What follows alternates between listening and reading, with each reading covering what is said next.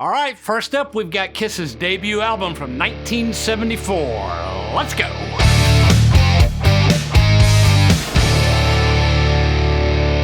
All right, so a little bit of background here. Everybody knows that I'm a pretty big Kiss fan. I think most of the people that have seen me on the channel know that. And their debut album from 1974 actually predates me. So I always used to say it's kind of strange that, Kiss was literally performing longer than I've been alive. But their first album, a lot of people consider that to be like one of their best. A lot of people that don't even like Kiss are like, the first 3 albums are pretty good. But that wasn't the first one I discovered. I started with Destroyer, but then as I got into the music, I started going back in their catalog. When it came to their debut album, I wanted to make sure that when I do the review on that it's kind of from my point of view, and the views expressed by me about this album or any other may or may not be the opinions of the Eric and Darrell channel, but it should be. So let's just start off with, the best song on the album, right? That's as good a place to start as any.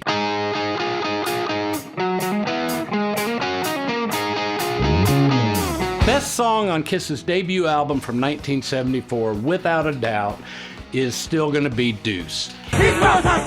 It still hits with the same amount of power as it did when I was 14, 15 years old listening to it for the very first time. I'm not really a big fan of most of the Gene stuff. I do like Gene Simmons. He was the coolest looking member and probably my favorite, I guess, as I was growing up.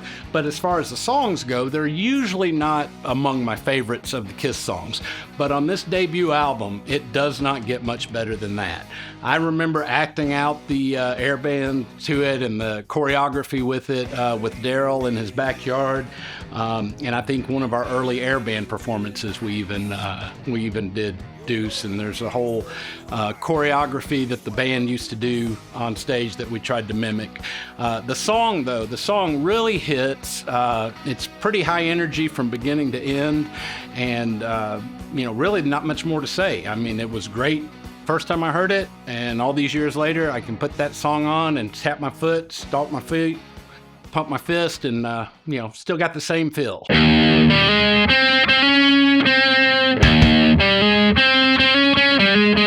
So now we're gonna get to the worst song, and this kind of has a caveat. We're not gonna cheat, but I wanna make sure I'm not even considering the song Kissin' Time.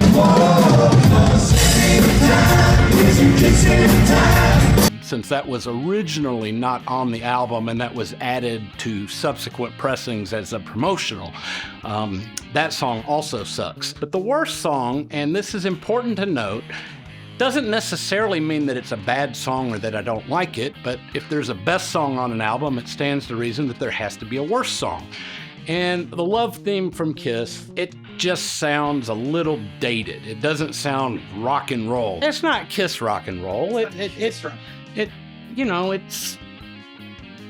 the kind of thing that you'd expect a band to go into on stage when the singer needs a breather. Like, all right, we're gonna have some bass, we're gonna have the guitar, we're gonna have the drums, but we're just gonna waste 10 minutes so Paul can catch his breath over here. Again, it's not bad, it's not what I think of when when somebody says Kiss. The love theme from Kiss, also a horrible name, is not the first thing that pops to my mind.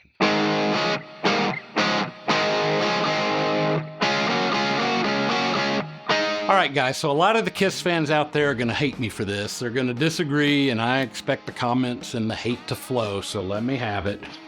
But certainly the most overrated song on this album is Firehouse. Get the Firehouse! I don't care for it. There's just something about it. I don't know if it's the harmonics with the woo yeah. Woo yeah. I just don't care for it. I don't like it live. I don't like when Paul brings out the fireman's hat and does it. There's really nothing. I just think it's overrated. It's not that good of a song. It's a classic, but so's the theme song from Barney. Doesn't mean it's good. I love you, you love me.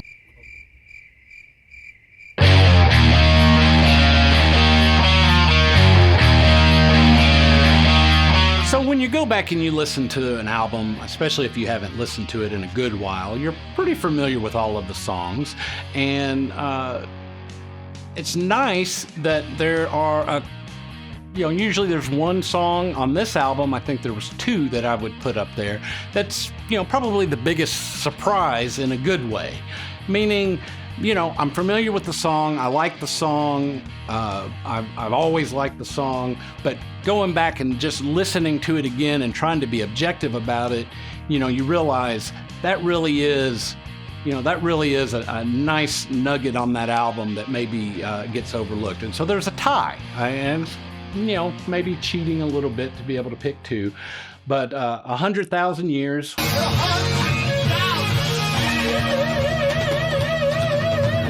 Nothing to Lose is the other song. I couldn't call it between the two of them as far as my biggest good surprise on the album.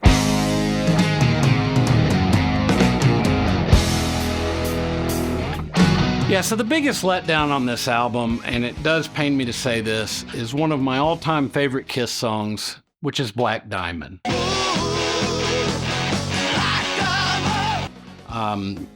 I love the song, but I don't love the studio version of the song. It's just a real letdown, I guess, once you've already been exposed to hearing the energy of that song when performed live, and then to go back and listen to the studio recording of it, just not exactly up to par.